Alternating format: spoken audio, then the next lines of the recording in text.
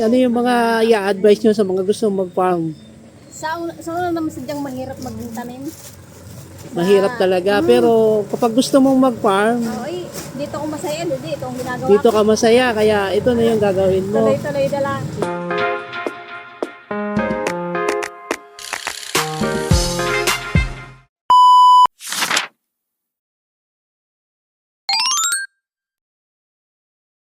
Pinasama ko lang din yun. Sa aking pinsan. Dati itong yung taniman ng palay, nung tag-araw po, wala namang magtanim pa di, may patubig dito. Nung tag-araw pa yung tanim? Oo nga. Tag-araw pa ito tinanim. Paano yung usapan dito pagka ganito? Arkila o ano? Hindi, parang ang ano ho nito, hindi karagtong punay palayan din. Sa may kabilang yun. Parang palay din ang pinakabigay namin sa kanila. Palay din. Balay ano na lang siya, yung tawag dito, bahanggana na lang, porsyentuhan. Galing ano. Mga ilang hektarya kaya ito? Abot po sa amin din, lumay 2 dalawa. hektarya. Pero, Tanim din akong mais din sa kabilang aray. pero wala ng palay. Meron po, may hasik na po yan ngayon. Doon. Sa iba bang yan? Maganda bang ani dito ng palay? Ayos din po, ang ganda rin po. May irrigation na, no? Yung meron na Kaya siyang... dito sila naging palayan at malapit sa irrigation. Kahit tag-araw, buhay ang mga halaman. Yung sa 2 hektarya na yan na palayan, nakakailang kaban kayo na nakukuha sa isang anihan? Depende po sa sa lahat naman doon ang patigas to. Hindi, yung kaban na ani, yung palay pa lang, wala pang gastos. Hindi mga 100 ang mahigit dyan. 100? Oo. Bababa lang ang yield, no? Ang ano lang. Kasi dapat dun sa iba daw, yung 1 hektarya, umaani ng Hindi naman po lahat 200. itong ang hektare yung ito'y taniman ng palay. Meron din. din. Taniman doon ang kami dating taniman ng mais, taniman ng mga sitaw. Ganon. Siyang anuhan. So, maganda din pala to, itong sa... Nasubukan nyo ba dito yung pakwan? Hindi pa po. Ba't hindi nyo sinubukan? Kasi dito po medyo sobrang lagtad. Ang init. Ano pag kami. At diba ang pakwan medyo dapat yan hindi rin sana siya sa mga matutubig. Bawal siya sa tubig ang ganitong medyo. Ang pakuan kasi parang inaano nila yung lupa, pinatataas. Opo. Tapos sa gitna, Doon tatanim. Parang ganyan din. parang pinataas mo. Parang ganyan Tapos din. Sa gitna, doon ilalagay yung... Ang kaso lang dapat open field pagka yung pakwan. Open field siya. Na medyo maganda ang pagkaano ng lupa. At dito sa dyan palayan. Yung mga palayan ang mga ginagawa. Mahirap ang pakwan. Opo ay. Hmm. Yung ibang mga sanay magtanim wala pa naman po din nagtatanim nila. Mga ilang buwan pala ang talong na yan. 3 months Tatag- na bunga na yan. Hindi ibig sabihin ilang buwan na haharbisan yan. 3 months, di ko pong 2 buwan siyang nasa taniman yung nakatanim sa lupa. Sa 3 months nakakakuha na ng bunga. Oo, pero inaabot siya ng taon, di ba? Opo, kaya may balag yan, abot yung 1 year. Tumataas yun. Kaya pinilagyan namin ng ganyang Tuloy-tuloy lang yung pamumungan. dati po ako may talungan din itong ganyan din. Inabot po ng 1 year. 1 year. Opo, kahit siya bagyahin, hindi siya matutumba. Ilang beses po yan na kukuhanan ng talong sa isang... Kada 4 days po kami Kada 4 na araw kinukuhanan ng talong. So ngayon, yung ganito kalaki na siguro mga 100 square meter. Dito. Hali yung... Alin yung banda doon, medyo madamo. Baka mga nasa 300 square meter ito. Ilang puno yung talong niyan? Nabilang nyo ba? Ha? 2,000 punong talong yon, 2,000. Nakita ko yan eh. Tatalian pa yan. Pataas pa yan. Dadaan. Yun. Medyo mahirap din ata yung ganyan, matrabaho, no? Daming trabaho. I-spray din lagi. Hindi ko po masyadong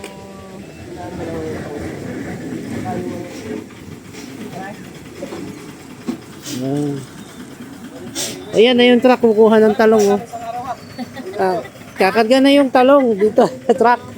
Ayan, pag naputi ito, so isang truck yan. Di joke lang. Uy, sabay-sabay hula. Mga ilang kilo yung nakukuha sa isang putihan? Nung nakaraang may tasakot ba, bago pa naman ang puno, naka 60 kilos na ako.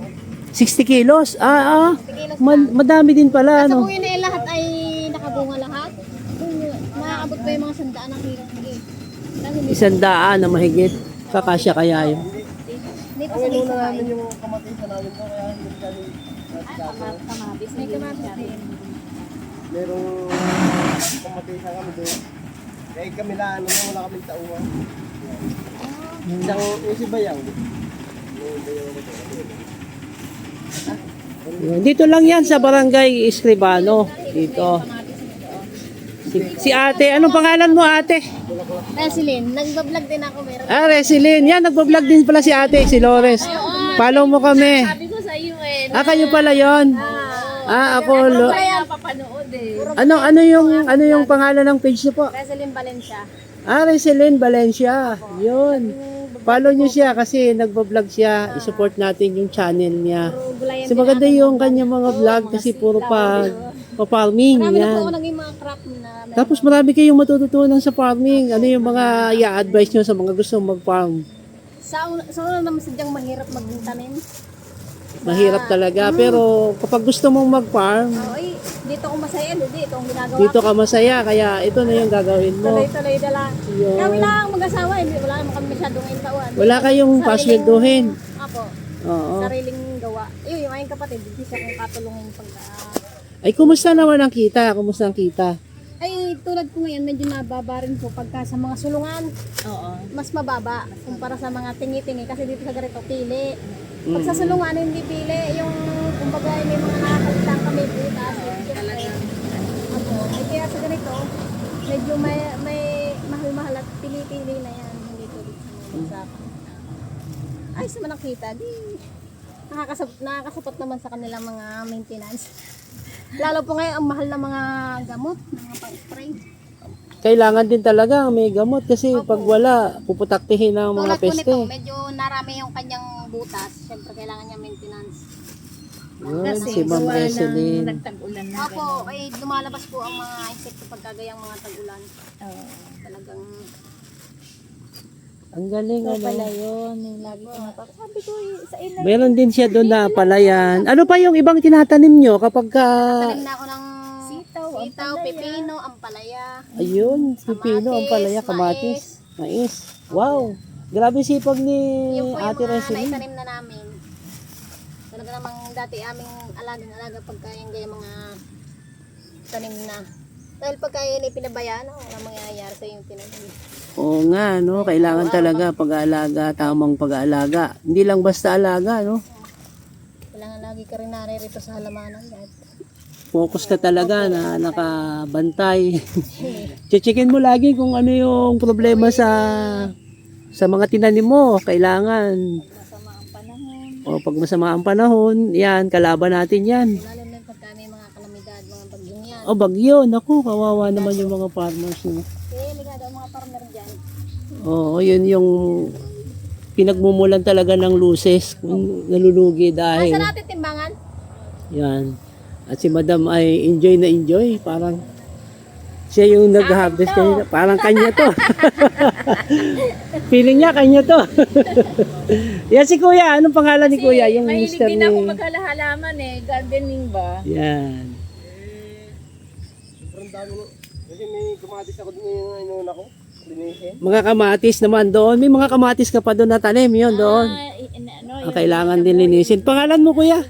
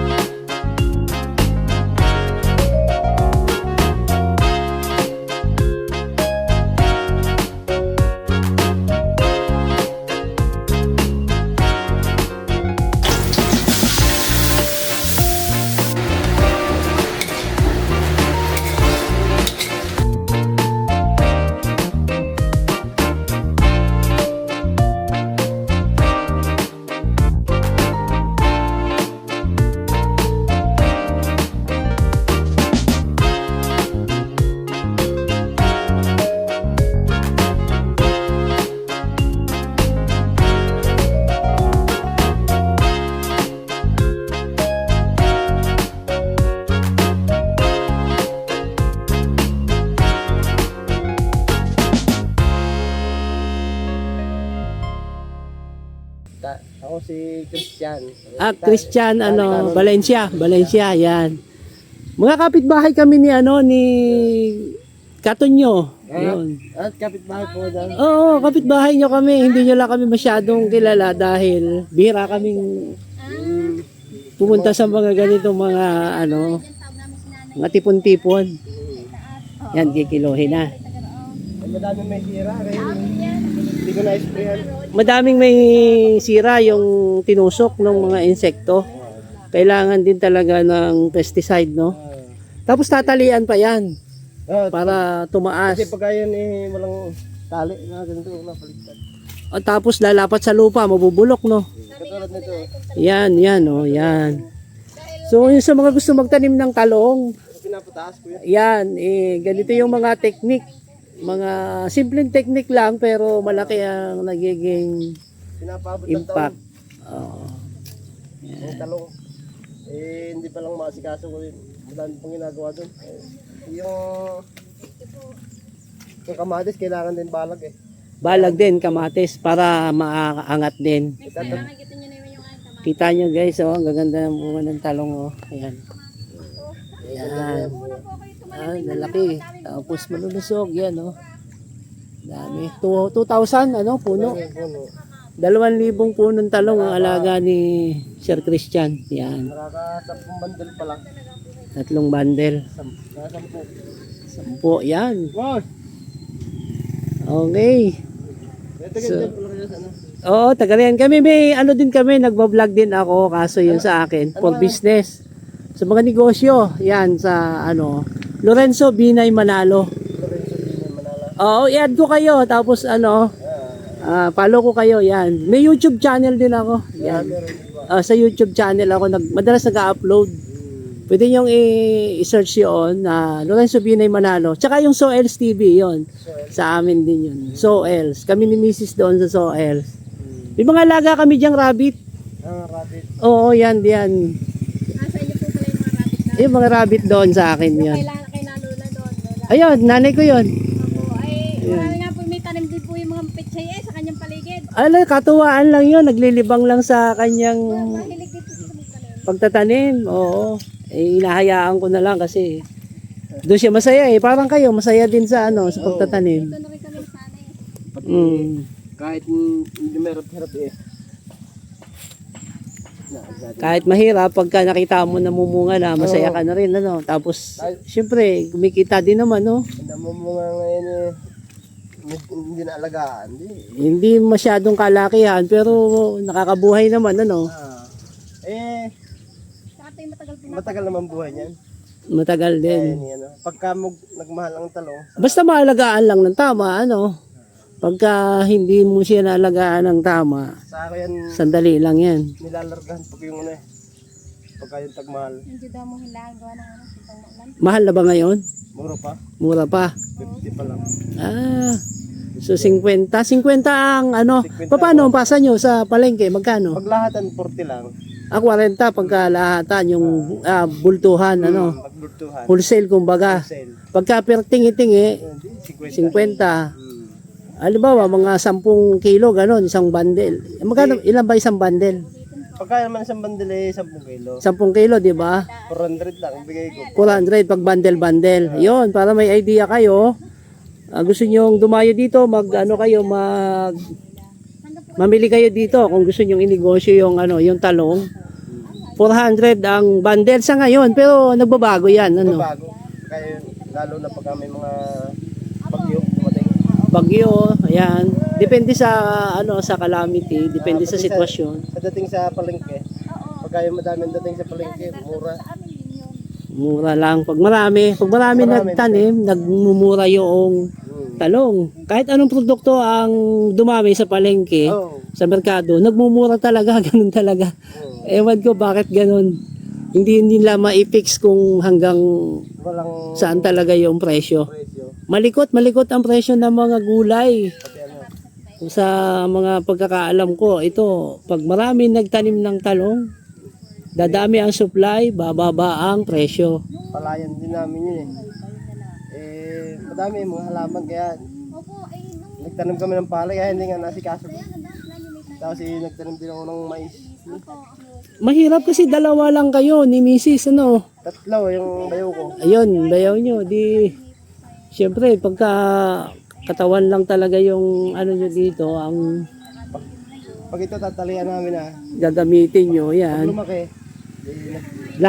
Lahat ng puno na yan, dumaan sa kamay mo, di ba? Oh, Imagine niyo yan, sir, oh. Imagine niyo yan, guys, oh. Tingnan nyo. 2,000 talong. Iisa-isahin niya ni Kuya Christian kasama ni Ate nalinisan pa. Giselle, yan. Nilinisan pa kasi may damo. Kailangan ba tanggalin yung damo? Hindi na. Kailangan. Kailangan pa tanggalin kasi umaagaw ng nutrient. Tinitirahan ng maninira. So bago niya na-establish to, maraming prosesong pinagdaanan. Hindi yung makikita nyo kagad nabubunga. Madami din kapital. O marami ding kapital ang ibinuhos. Kalbang. Tapos ito yung poste na to, kalbang yan. Ito, kalbang. Yan eh. Yan, kalbang yan. Ay may git 1,000. 1,300. Kalbang. 1,300 na kalbang. Ah, Imagine niyo yan. Kasi yung sa isang talong, pwede na yan na ilan ang pagitan? 1, 2, 3, 4. 4 na talong. Tapos 2 kalbang lang. Kaya kung baka magtaka kayo na 2,000 ito na puno pero 1,000 lang yung ano yung kalbang. Dahil yan may pagitan sila. Lalagyan pa yan ng tali kapag ganon. paikot yan eh. Paikot. Para siya. Paikot yung tali kapag ganon. Habang lumalaki siya. Ibig sabihin parang sampayan lalagyan mo. Yan yung ginagano eh. Tapos pag ano, dagdag ka pa ng tali pa uli. Lalaki yan. Buka rin. Ganun. So kaya ito, yung ayos nila, yan pag ganyan, medyo naka-slant. Lalagyan pa pagtakin. Lalagyan pa yan ng suhay dito, yan. Sabihin nung brace dito. Para pag hinila yung tali, hindi Inuna lang namin ang pabalagbag. susunod. Yan. Ang galing ano, ayan, may mga tali na ito dito sa taas. Ito. Patagilid para siya eh. Hindi. Ano naman tong tali na to? Nylon na ano? Luna. Luna? Kakaiba oh, kakaiba. Oo. Ang galing ng diskarte nila oh. Meron pa kayong una eh. Walang tali. Tutumba pag walang tali. Yan oh. Kita nyo yun yung tali. May tali yan sa taas oh. Ayan oh. Yan. Ayan. So sana may natutunan kayo sa paraan ng pagtatalong. Pagtatanim ng talong. Ano ang panot? Pagka ano ba doon sa kamatis, pwede ba kaming mag-vlog din diyan sa kamatis pagka nagkaroon na ng bunga? Pwede. Yeah, pwede daw. Babalikan namin si Kuya Christian pagka nag-ano na yung kamatis. Kami, bibili rin kami ng ano lagi dito ng talong kasi kailangan namin yan sa Yam Food Hub. Sa restaurant, may restaurant kami, yung Yam Ventures Food Hub. Dito sa may Siko Dos. Dito sa, yung Lumian, Kambingan. Yan. Yun, sa Kambingan. Shout out sa Kambingan. Yan. Sa kambingan ni Kuya Berto. Yun, si Kuya Berto, yun. Sa amin yun, na amin ni Kuya Berto yung kambing. Yung fresh na kambing, yan. Available pa rin yung fresh na kambing. Yan, kay Kuya Bert. Yan. Tapos doon naman sa Yam Ventures, doon naman yung mga luto naman. Sa yung Ventures. Yam Ventures, lutong kambing. Yan. Papaitan, kaldereta, adobo. Yan. Sinampalukan, ganyan. May mga Loming Batangas din doon. Yan. Puntaan nyo. Lomi, overload. May overload challenge kami. Baka gusto nyo. Challenge. Kung maubos mo yung Lomi sa loob ng 8 minutes, bibigyan ka namin ng 500 pesos. Libre pa yung Lomi na kinain mo. Yun. Baka gusto nyo, i-try nyo, accept yung challenge, no? Okay. So, paalam muna tayo. Salamat sa inyong pagpapaunlak sa aming interview. Okay? Yan. Mag-try kayo isang ganito. Salamat, Kuya Christian. Salamat. Sige po. Yan. Thank you very much. Okay, bye. Sige po.